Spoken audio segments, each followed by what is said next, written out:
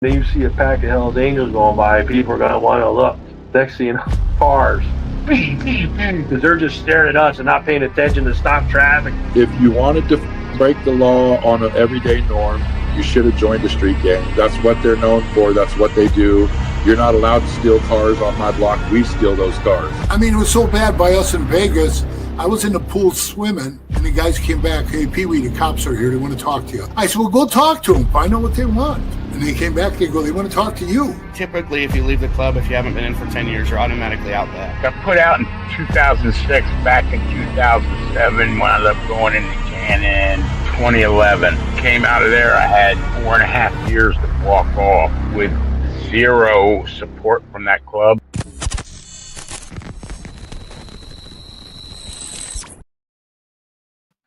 Welcome to this episode of Chattin with Staxx. I'm your host, Bill Staxx, and today we got a whole lot to talk about. There's a lot of things going on, and I appreciate everyone's support.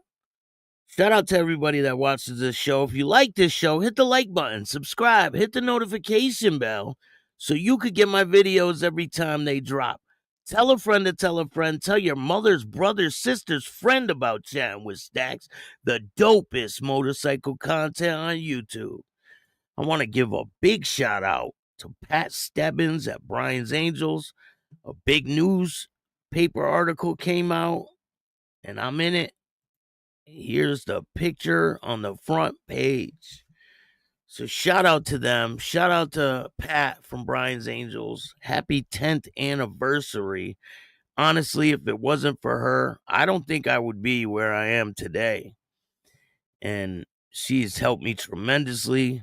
Her support and her believing in me, just it gets me a long way in life. And I appreciate it. And if anyone's out there struggling with drug addiction, just know, or homelessness, just know that you can change your life. You can start a whole new life. It doesn't have to be like that forever.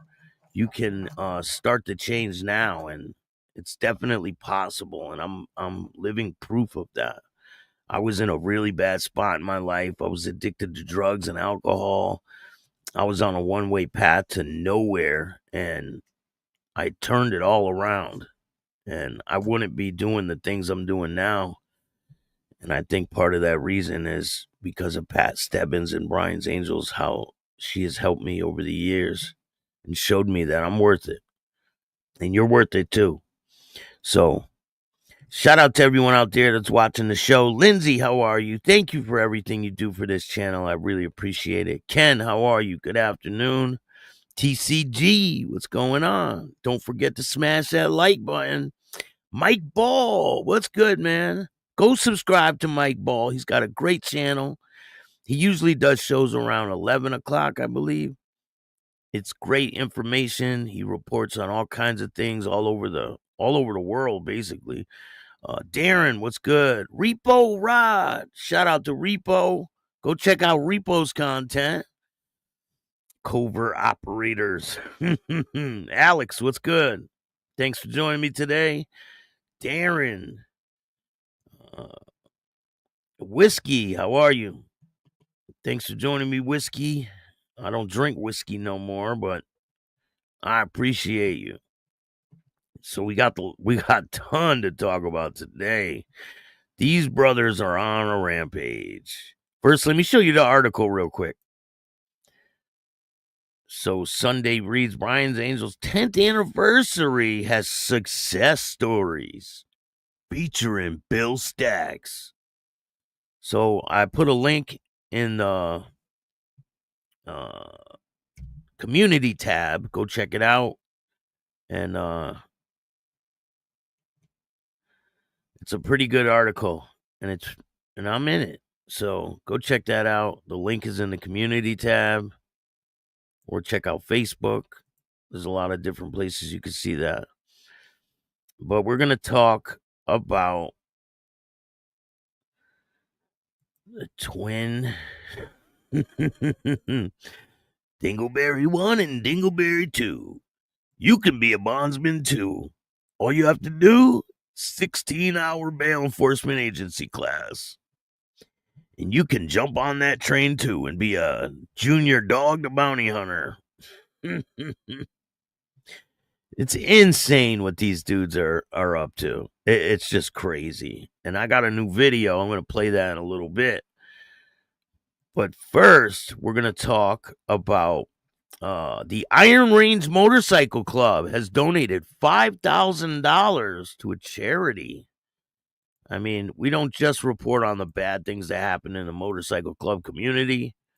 We report about the good stuff too. This is the Iron Range Motorcycle Club Family Life Center. So the Iron Range Motorcycle Club annual President Charity Ride raised $5,500 for the Family Life Center in Hibbing. The Iron Range Motorcycle Club would like to thank Mr. Bill Scarrich and Blessed Sacrament Church for all the help with this event. So shout out to them. There's a lot of motorcycle clubs doing a lot of good out there too. We'll see what happens. Hopefully it's all peaceful at the Pagans rally up there in Colorado. But you know, these guys are taunting them, taunting everybody. All the clubs out there, they're taunting them. And it's pretty crazy. Now, what's the reason they would do that?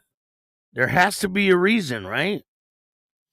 They're not just going to go there on the internet, and because that's a very dangerous game to be talking about the most respected and well-known clubs in the whole nation. And these two brothers think they can just do this without any repercussions. So they seem to think that the situation in Colorado went a different way, but I don't think it did. Now we're going to take a look at this video that I put together, and it has their new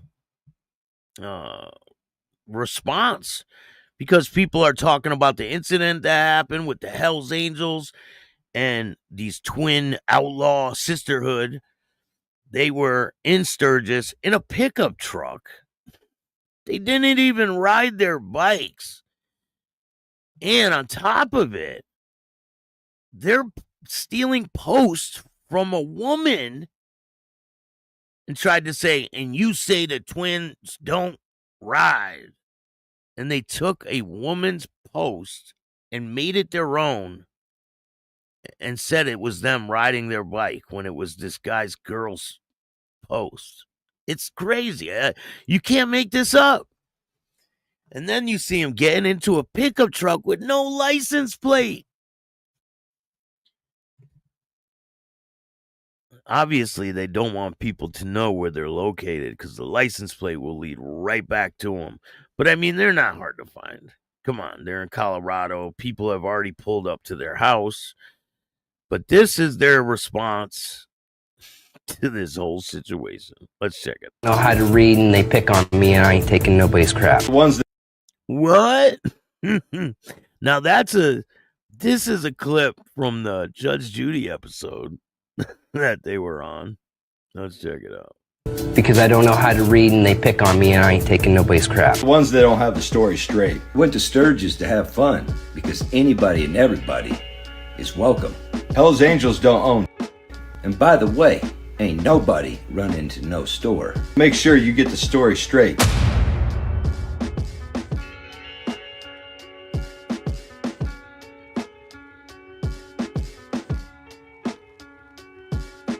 Looks to me like you were waving the police. It doesn't look like you guys were holding your ground like you say you were. You ain't afraid of nothing, huh? These guys are complete throw the rock and hide their hand type of people. You know, the sell gangster type of guys. That's what they are. Talk all this shit. And then when time comes, boom, they clam up and run to the police. They're the type to fight you in front of the police. Or not even fight. Boom, surrounded by the police. If they were so So rebellious, right? Why would they need police protection? For what? The police are walking them back to their trucks. Now there's a clip coming up of what they say outlaw is supposed to mean.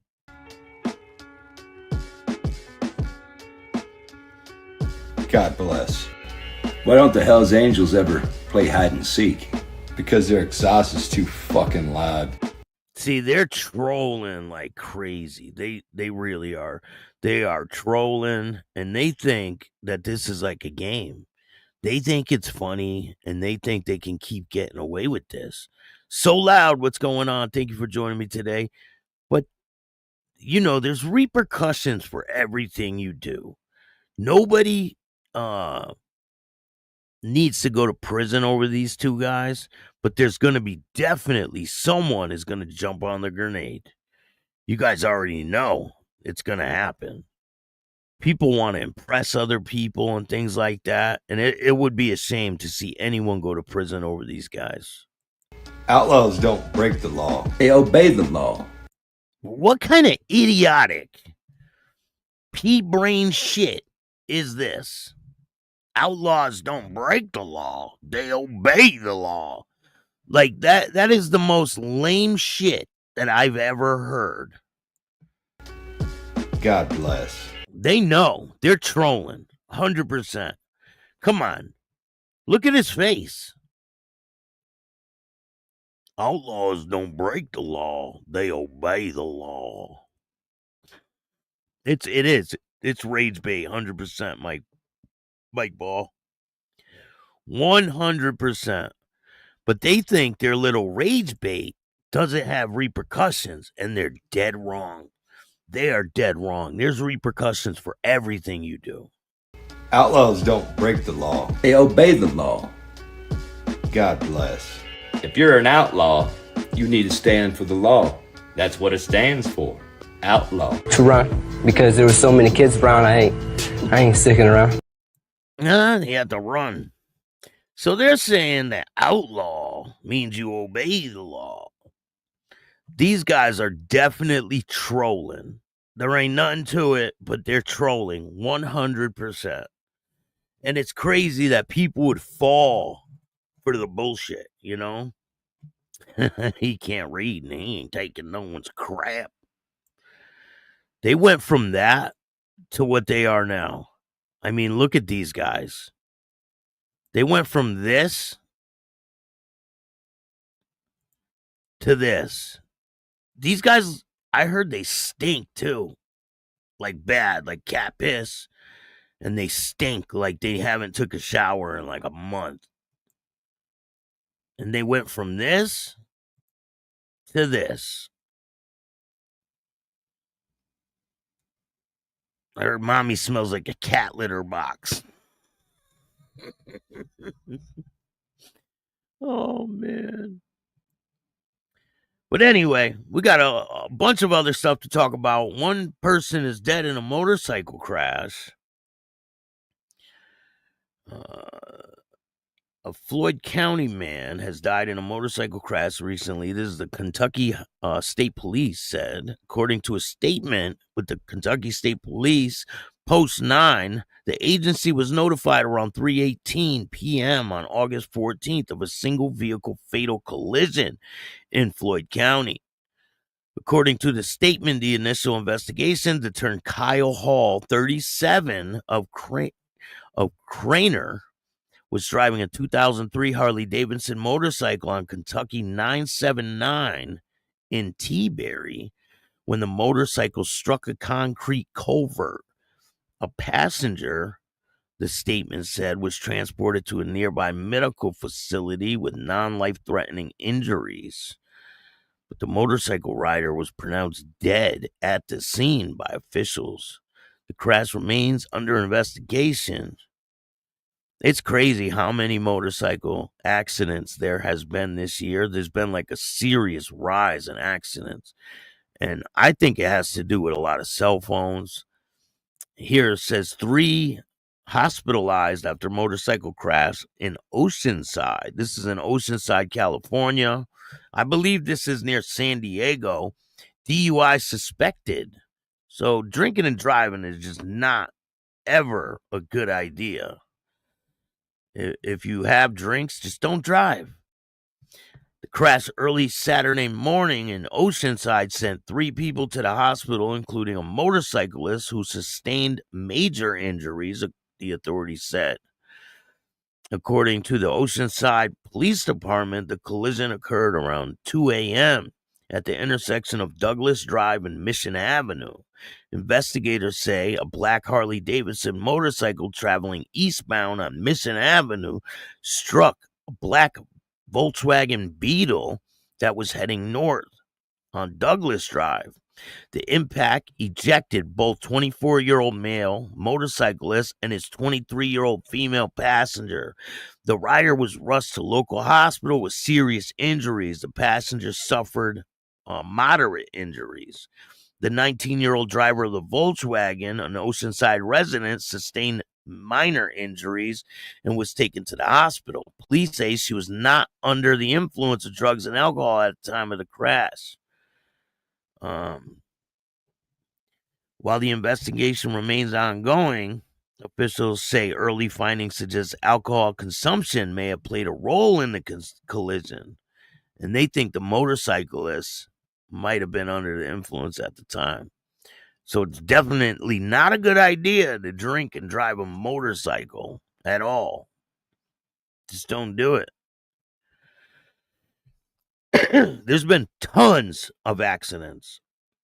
A man was seriously injured in a motorcycle versus vehicle crash in Wood County.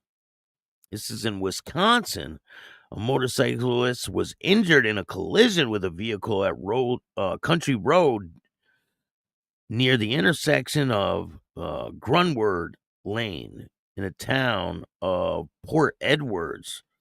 The Wood County Dispatch Center received a call around 5:37 p.m. Friday. The operator of the motorcycle was transported to the hospital via Lifelink flight with severe injuries. The driver of the car received medical attention at the scene and was released. The initial investigation shows the motorcyclist failed to navigate a curve and veered into an oncoming lane, striking the vehicle. Alcohol is also suspected to be a factor in that crash. So it's like constant, you know. You guys remember we were talking about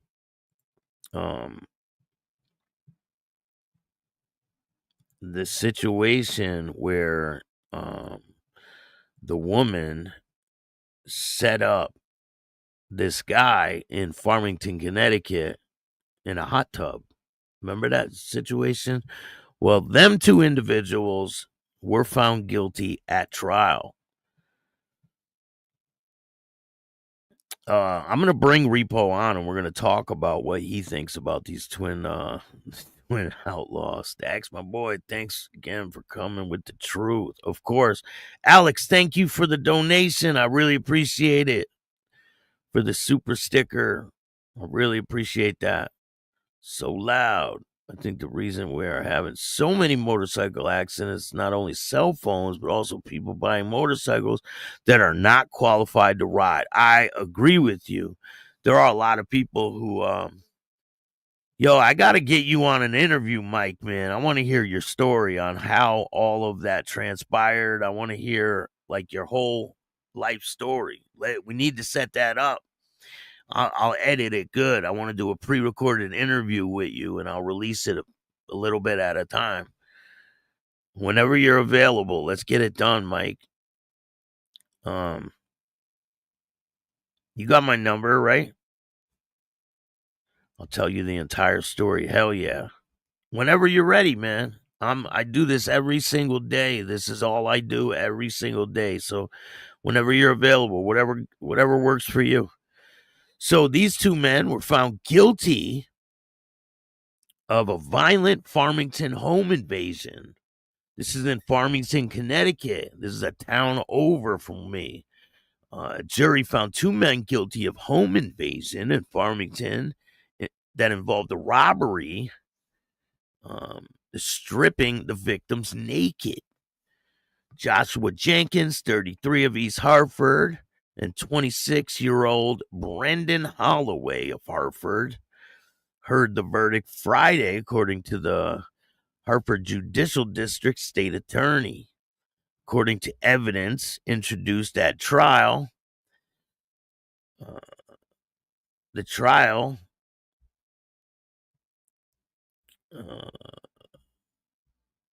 on September 13, 2022, at around 1:45 a.m., Farmington police responded to a 911 call at a home on Tolcott Notch. Officers reported they found two victims that were bloodied and naked. Both victims told them that about 11 p.m., Jenkins and Holloway, dressed in black clothing, came through the tree line holding guns with lasers and ordered them out of the hot tub and into the home. So apparently what happened was this guy brought a stripper home. So the state attorney said Jenkins and Holloway told the victims that this is a robbery, not a homicide. After stripping the victims naked and tying up their hands and feet, Jenkins and Holloway ransacked the home for 2 hours in search for jewelry, money, and valuables. The victims were pistol whipped and assaulted in several. This must be a typo.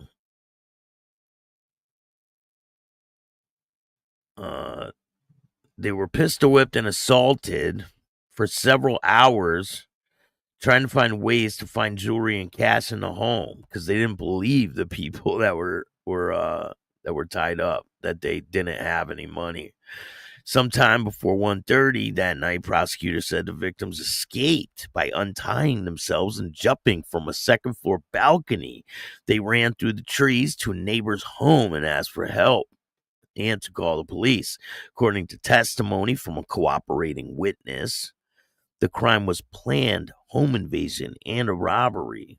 Cell phone and Instagram records show phone calls between the defendant before and after the home invasion. Records from cell towers also placed Jenkins and Holloway near the home at the time of the home invasion. Jenkins was found guilty of 1 count of home invasion. He's going to do a lot of time, probably 20 years. 1 count of conspiracy to commit home invasion, 2 counts of third-degree assault, 2 counts of second-degree assault with a weapon, 2 counts of first-degree robbery by threatening with a firearm, and 1 count of conspiracy to commit first-degree robbery. These dudes are done, especially in Connecticut after the Cheshire home invasion. They do not play when it comes to home invasions. Ever since then, when that situation happened, they revoked everybody's parole in Connecticut and brought them all back to prison because the 2 offenders were on parole. So they redid the whole parole system in Connecticut because of that one home invasion. So they treat home invasion totally different than other states probably do. Holloway was found guilty of 1 count of home invasion, 1 count of conspiracy to commit home invasion, 2 counts of third-degree assault, 2 counts second-degree assault with a weapon, 2 counts of first-degree robbery by threat of firearm, and 1 count of conspiracy to commit first-degree robbery. Sentencing is scheduled for November 7th in Hartford Superior Court, and I will bring you updates as they become available. I mean, these dudes are done.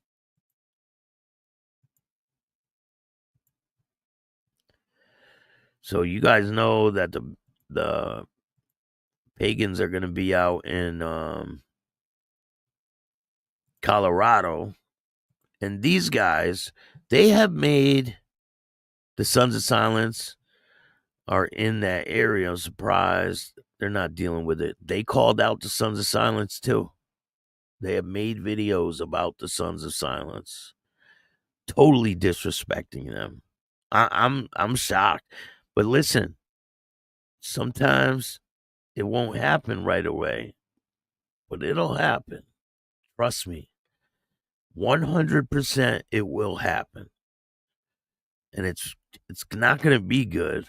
and we'll all be reporting on it. It'll be like a big thing, and then it'll die down. It'll go away.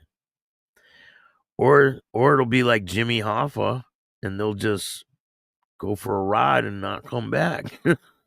Jaman, SNS Contracting, how are you? Thank you for joining me today. Go Seagull Guardian, what's good? Craig, how are you? Jimmy, we got a lot of people in the house. Hit that like button. Don't forget to hit the like button. Thank you for gifting the membership. I really appreciate that, Lindsay. So Sturgis, we're going to talk about Sturgis a little bit. Here's some pictures from Sturgis. I did not know. A lot of people in Sturgis, they'll just pull over their bike on the side of the road and put a tent up. I've seen it a lot online. I've seen a lot of videos where they just pull over their bike and set a tent up right down the side of the road. It's crazy. And then people will pull over and like help them out with different things that they need, food and different things like that. It's pretty cool that they do that. This is from a concert at Sturgis at the Buffalo Chip. Why is Sturgis such a big deal for bikers? According to the South Dakota Department of Revenue, around $1.4 million in tax revenue stemmed from 2024 Sturgis Motorcycle Rally. So that's just taxes. Originally, this event was only comprised of races, which were kicked off by local motorcycle dealerships, but it has grown to become the largest motorcycle rally worldwide. With nearly 900 vendors participating, South Dakota has a total population of just 888,000 people in 2020. To put this into context, 15 cities in the U.S. have more people than the entire state of South Dakota. So hosting this rally is huge boon for the local community, especially where approximately $784 million was earned in 2022. That is crazy. So $784 million was earned at Sturgis in 2022. I wonder what the numbers are going to be this year. And I'll get those numbers when they become available. However, for bikers, this rally is more symbolic. Motorcycles have always represented a sort of rebellion from traditional society, with an emphasis on freedom and camaraderie. For bikers, the sense of community builds as they travel to Sturgis from all around the country, seeing more and more like-minded riders as they near the city limits.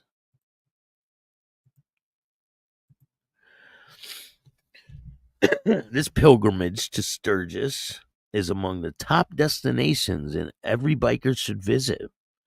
And once they reach the rally, they'll be surrounded by hundreds of thousands of other people who share the same passion for motorcycles and cruising the highway. What do people do at Sturgis Motorcycle Rally? Basically, the entire region surrounding Sturgis transformed during the rally. True to its roots, there are still races and even motocross events where competition is stiff. Live music is a huge component in the rally, with country rock bands taking various stages throughout the 10-day festival. There's even hip-hop acts go there, I've noticed. With hundreds of vendors in town, you can shop for motorcycle accessories, clothing, and Sturgis memorabilia, and much more. And Harley started selling motorcycles there. I guess they used to not sell motorcycles there, but people would sell them amongst each other. But Harley just got into this year where they started selling bikes there, and they were bought out of bikes. And when you rent a Harley in Sturgis, right, or around Sturgis, for the rally. I think it's $750 a day for a motorcycle for a brand new Harley. In addition to the races, live music, shopping, there are also great places to eat that host their own events. For example, Side Shack Saloon and Gunner's Lounge offer robust menu of American-style food, along with DJs' performances and contests. The Buffalo Chip prides itself on being the best party anywhere and offers patrons not only a wide assortment of entrees, but also talent shows, custom bike shows, and a chance to ride alongside celebrities like Steven Tyler of Aerosmith and Paul Tuttle Sr. from Orange County Choppers. The area also boasts some of the best roads to cruise in the country. Although, unless you're familiar with the area, you might want to use one of the popular motorcycle apps for finding routes and tracking rides. It would be a shame to miss out on a trek through the Black Hills and past the iconic fixture like Mount Rushmore. There was a lot of motorcycle accidents this year, like a crazy amount of motorcycle accidents. I believe 9 people died this year. So that's a huge amount of people to pass away. It seems like possibly it was unexperienced riders, people going off the road and things like that. But there was a lot of fatal motorcycle accidents, and it's sad to see that.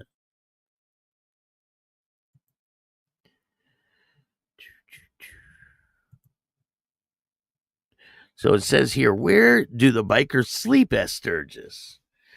There are plenty of options in terms of lodging when attending Sturgis Motorcycle Rally. Some bikers prefer to rough it out in nature, though. Choose to stay overnight in one of the many campgrounds throughout the area. Of course, a night under the stars can be made easier. The most useful camping gadgets you have. If you select Bear Butte Creek Campground, for example, it offers plenty of shade, music, and an iconic bar with a dance floor outdoors. If that's not your style, you can also opt to rent out a cabin or even a home. A short walk from the rally's events, some locals near Sturgis rent out their houses to rally guests looking for overnight accommodations. However, when looking into logging options, it's important to remember that many of them can be outside of Sturgis and will require a bit of a commute to get back to the rally. Listing can be nearly 30 miles away from the festival, so you'll need to consider that when choosing where you stay. You want to at least be close to the rally, because a lot of people are drinking when the rally's going on, but they're already planning next year's rally already. It's already a year in advance. And I was going to go to Sturgis the year before last year, 2 years ago. I was going to DJ at a strip club there. When I was out in Minnesota, we were all booked to go to Sturgis, and I came back home before the Sturgis rally happened. So, and I don't regret it. I couldn't stand Minneapolis. Too many, I don't know how to say it without getting banned. Too many liberals. We'll put it that way. I like the East Coast. I like going to an Italian church. And have you been to Sturgis, Mike Ball? Been involved in the culture my entire adult life. Never will go to a rally ever. Never will go to another rally ever. Why? Why is that, Mike?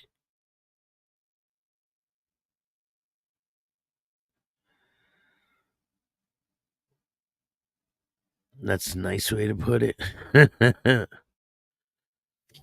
Yeah, I like going to a Italian church, and they're just it was wild over there. They had I never even went to one rally. Why not?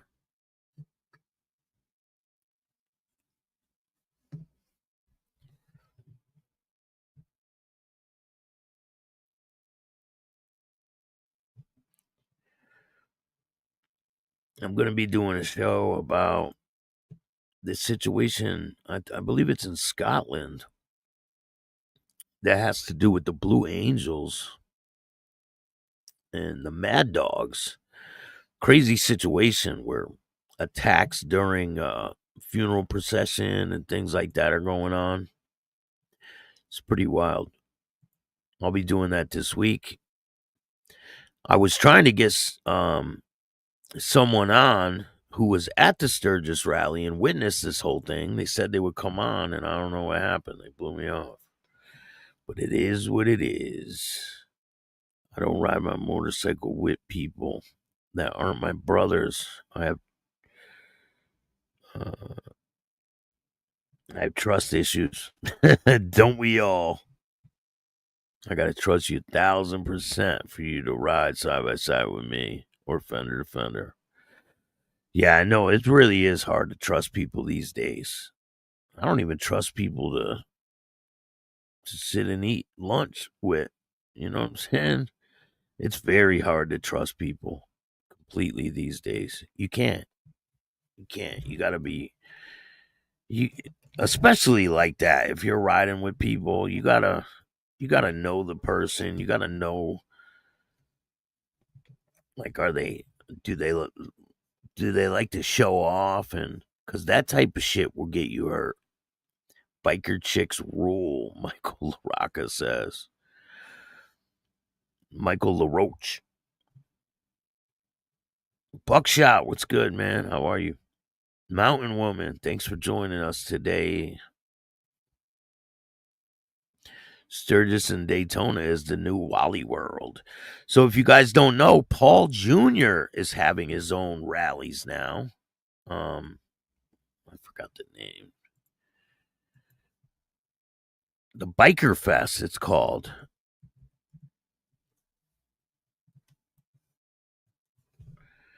It's called Biker Fest, and that's coming up soon. It's in Pennsylvania, September 11th through the 13th. It's Paul Jr.'s American Bike Fest. It's in Marion Center, PA. So go check that out. He's going to have a lot of situations going on there. Molly Hatchet is performing. He said he wants to make it as big as Sturgis. We'll see if he can get that going. If you don't know, if I don't know your government name, you aren't riding with me. That makes sense. Makes no sense to go to a rally. They jack up the prices everywhere you go. Too many people. Rides are painful. They are so slow. I guess they banned the biker wave at rallies at Sturgis. You can't, you'd be waving all day long. You might as well hold your hand like this, right? That's what people were saying. I hope the twins meet up with the pagans. Hey, it's a possibility. They're going to meet up with someone. It's going to happen. Eventually. They talked bad about Sons of Silence.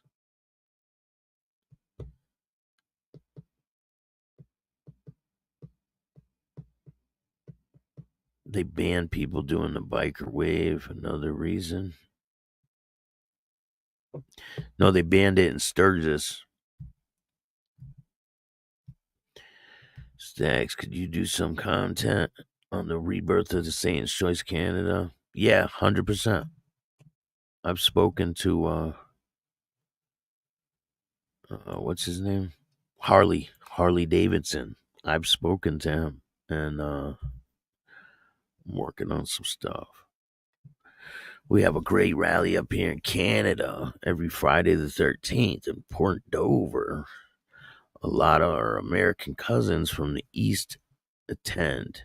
Make sure you go check out Biker News Canada. He did an interview with Harley from the Satan's Choice the other day. Go check it out. Another reason why I shouldn't be anywhere near a rally. It's all corporate. 100%. Yes, Alex. Go check out Biker News Canada. He did an interview with him. Well, not an interview, kind of like an interview. I'll put a link for it. And go subscribe to Mike Ball.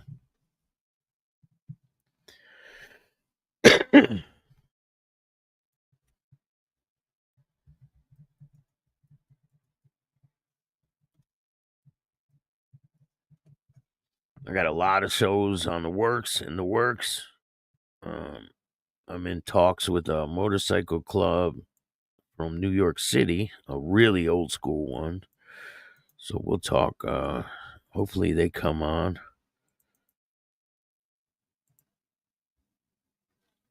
Definitely. I interviewed him a whole bunch of times. Check out my interview with Bob from Biker News Canada. He told me all about his upbringing and how he got involved with the Outlaws and all of it. Go check out the interview.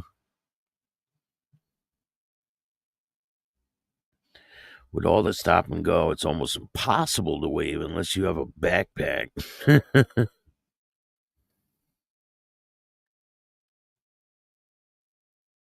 Hey, Staxx, hearing a lot of Satan's Choice in Canada. Can you do something on them? Yes, I will be doing something on them.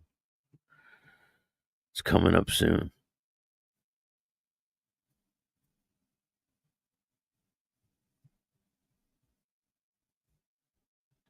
Sean, what's going on?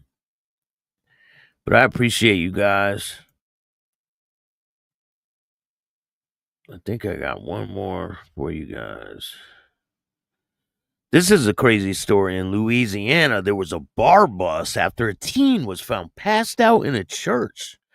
The bartenders were caught selling over 100 drinks to minors in one night.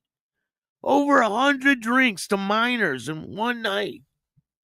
A Louisiana teenager was found passed out in a nearby church that led cops to bust several bartenders at a local watering hole for allegedly allowing minors to drink like fish. Hammond police launched a missing persons case on the morning of August 8th after finding clothing and personal items on a city sidewalk. Soon as they located 18-year-old Richard Clemente, the owner of the items, who hadn't actually been missing. Rather, Clemente was found taking a booze-fueled snooze inside a nearby church. Clemente told detectives that he had been boozing it out the night before at the Brown Door Bar, where he bought alcoholic drinks directly from the bartenders, he told cops.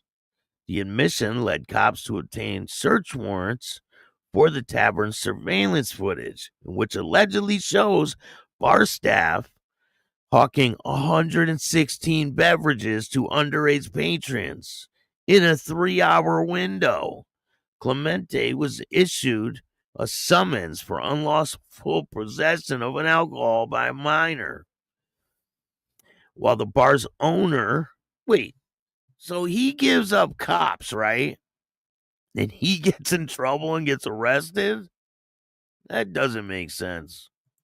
He's the one that started this whole thing. He gives up the cops, or he tells the cops about the bartenders, and he gets arrested. Make that make sense. That proves right there the police are not your friends. They're not. So this is one of the bartenders that got busted.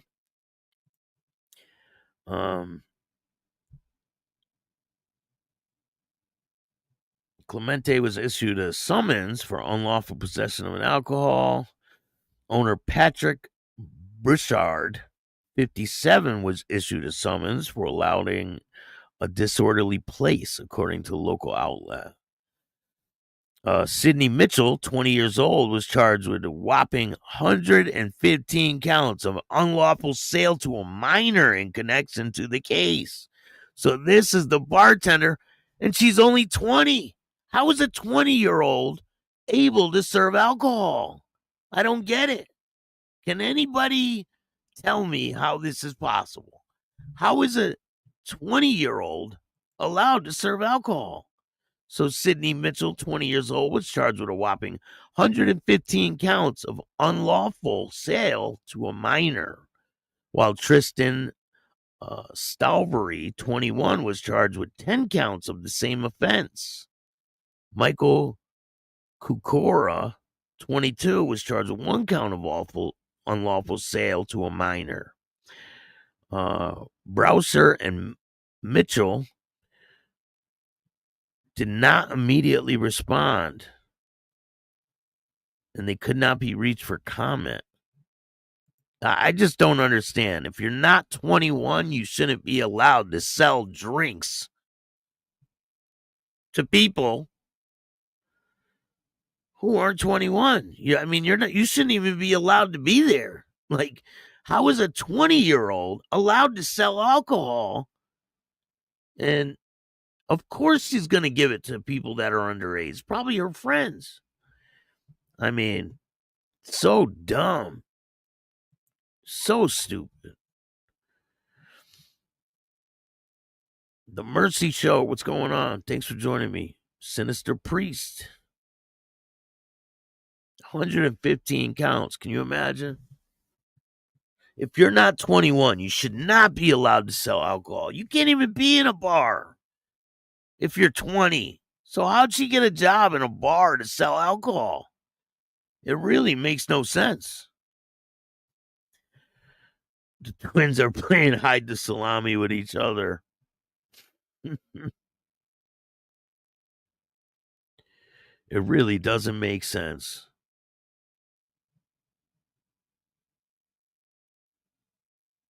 Sturgis is well known for doing that very thing, I'm sure. Shit, by the time I was done working at that strip club in Minneapolis, I was done. I didn't want to be around this shit no more. I was so tired of them chicks. They were all on drugs, and it was just a bad situation. I didn't want to be around it, you know. I was sober. I didn't want to be anywhere near that shit. So in another situation, a man who punched an elderly bus driver faces 20 times having a bad day, believed his phone was taken.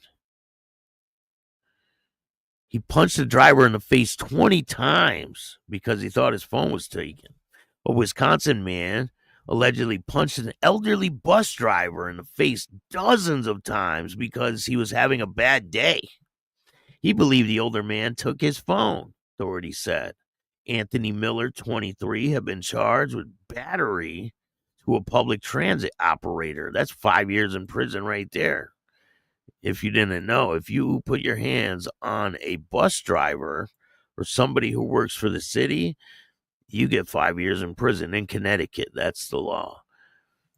Same thing if you put your hands on a correction officer, it's 5 years in prison added to your sentence. So this is the guy right here. He's 23 years old. He's been charged with battery on a public transit operator, physical abuse on an elderly person, intentionally causing bodily harm. So Miller said to have exited Milwaukee County Transit System bus around 10:30 a.m. on the day in question, according to the criminal complaint. The 72-year-old bus driver, so he's 72 years old. And the suspect forced his way back onto the bus, pushing in the door before yelling at the bus driver and asking where his phone was. This passenger forced himself past the security plexiglass protecting the bus driver and began striking the bus driver in the face with a closed fist. Approximately 20 times, the complaint goes on. The driver said that he suffered a 4-inch laceration to his forehead, which was later required 4 stitches, as well as pain and swelling all over his face and head after the attack. The suspect left. Milwaukee police reportedly arrived at the scene shortly after being told the bus driver was assaulted. Surveillance video helped detectives identify Miller as the suspect. First, investigators had the account of the bus driver. Then came the suspect's story. Miller was interviewed on Wednesday, where he admitted he was involved in the incident on the bus. The attack apparently could be tracked back to one thing: he was having a bad day. What? Miller reportedly described having to come up with rent and having his car being stolen. And once he exited the bus, he realized he dropped or forgot his phone and believed the bus driver had. Suspect allegedly told the bus driver assaulted him, so he assaulted the bus driver back, failing to remember how many times he hit the bus driver in total. Miller was arrested on Wednesday, and he's being held on a $5,000 bond, scheduled to be in court on August 25th.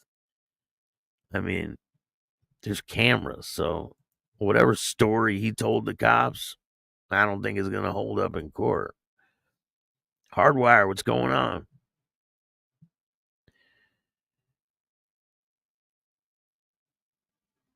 Shit, 5 years in prison. I ain't doing it for no damn bus driver. Fuck that. Sean, what's up? Definitely he's a punk. So in other news, this is in Australia, in Auckland. Auckland Airport became ground zero for drug syndicates in a shocking escalation of criminal sophistication. Auckland Airport in New Zealand, this is in New Zealand, the gateway to the world, has been laid bare as a hub for transnational drug smuggling through the web of insider betrayal and gang affiliation. International syndicates and local outlaw biker gangs have exploited their very system meant to safeguard the skies. The smuggling network has been unveiled in a sweeping operation dubbed Operation Meta. Law enforcement and customs executed nearly 24 search warrants across Auckland, culminating in 18 arrests among 9 baggage handlers, 1 airport staffer, men and women entrusted with the lifeblood of international travel. Authorities allege that 6 clandestine operations. The syndicate imported approximately 64 kg of methamphetamine, 3.4 kg, I think it's kilograms of cocaine, with the combined street value exceeding $24 million. Subsequently, border investigation known as Operation Selena uncovered much more expensive network. 15 current and former baggage handlers face charges for smuggling operation involving unattended baggage on international flights. The latest seizure alarmed even seasoned investigators. 631 kilograms of the big M. You guys know what that is. 112 kilograms of the big C. Arriving from cities like Bangkok and Santino, Honolulu and Los Angeles, San Francisco, and New York. Holy shit.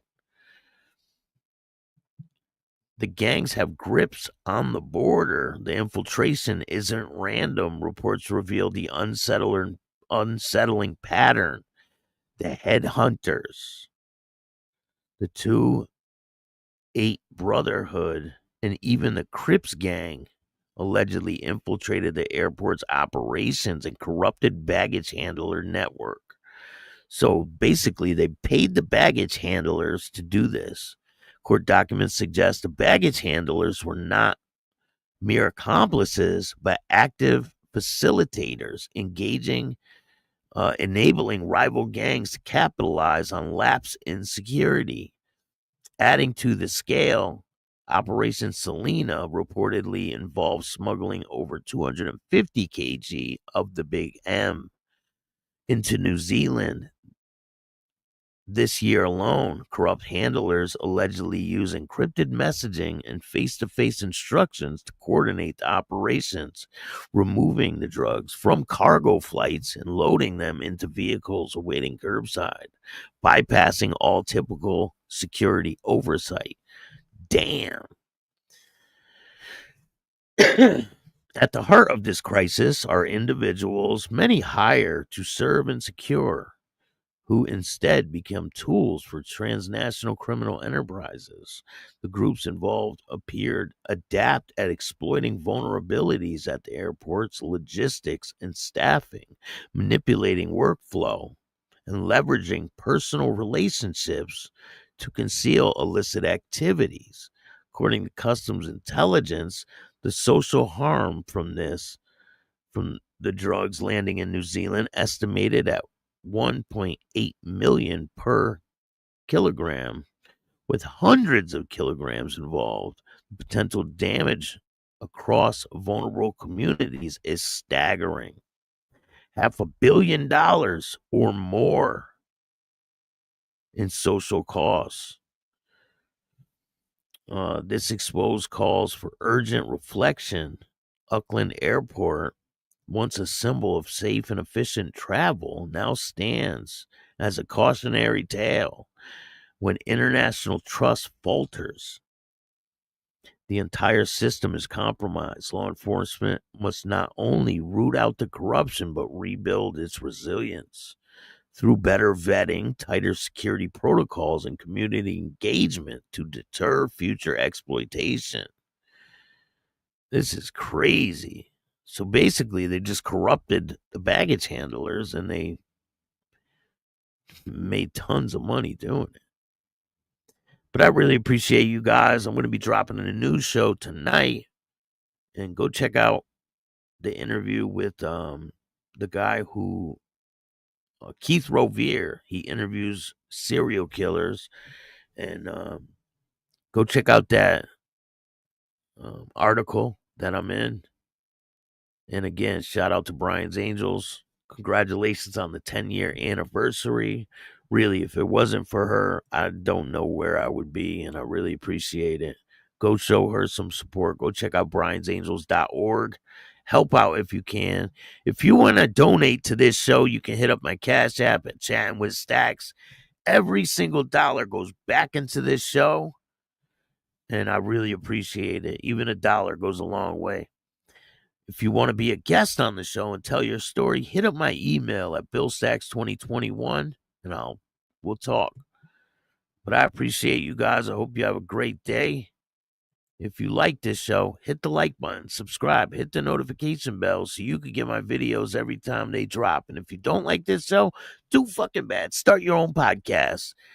Make sure you tell a friend to tell a friend. Tell your mother's brother's sister's friend about Chattin with Staxx, the dopest motorcycle content on YouTube. I appreciate all you guys. And remember, don't be a bitch.